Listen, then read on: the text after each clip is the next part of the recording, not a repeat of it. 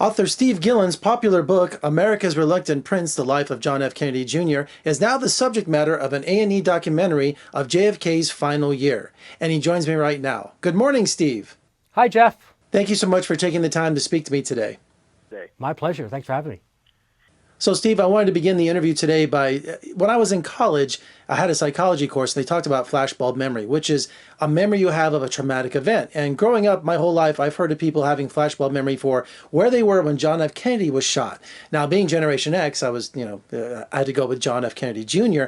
I was in New York for the very first time doing my first print press junket and staying at the Riga Royal Hotel, and I was watching the news in my room when JFK Jr. was announced he had died.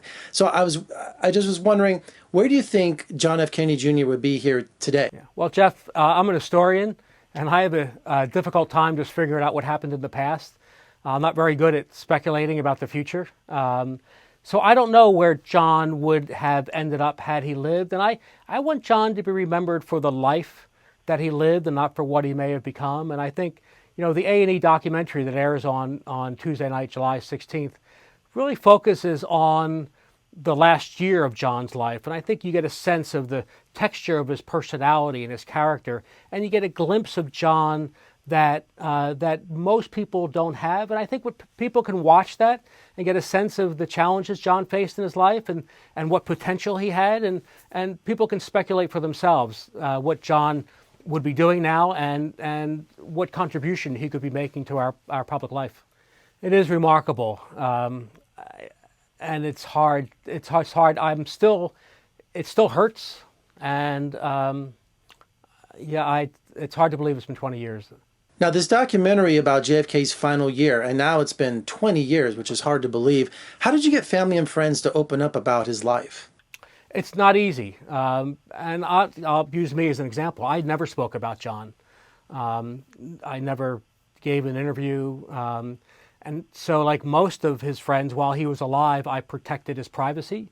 But, now that I'm getting older and things are falling apart, I realize that those of us who knew him are not going to be around for much longer. And so I feel as his friend and as an historian, it's been my responsibility to preserve his legacy, which I've tried to do in the book and also in the A&E documentary. And because I knew John, and I think people knew of my relationship with John, they were more likely to participate. So we were able to talk to people who have never spoken about John before, or even those who have spoken about John told us things that they had not shared before. So together, what it does is creates a really intimate portrait of this guy. I mean, John was much more than the hunk flunks. He was more than the sexiest man alive. He was a guy of considerable depth and complexity. And I think that's what the documentary and the book captures. What I enjoy about the documentary is that it humanizes John F. Kennedy Jr. He had trouble with his marriage. He smoked marijuana. He had a rocky relationship with Jackie O. It humanizes him. He's stuff that we can all relate to. You're absolutely right. And that's one of the things that we try to do. I mean, John was just like the rest of us, except that he was, incredibly good looking and wealthy. But even people who are wealthy and good looking, have problems in their life. And the documentary, by focusing on that last year, we look at, his marriage is in a difficult spot. George Magazine is failing.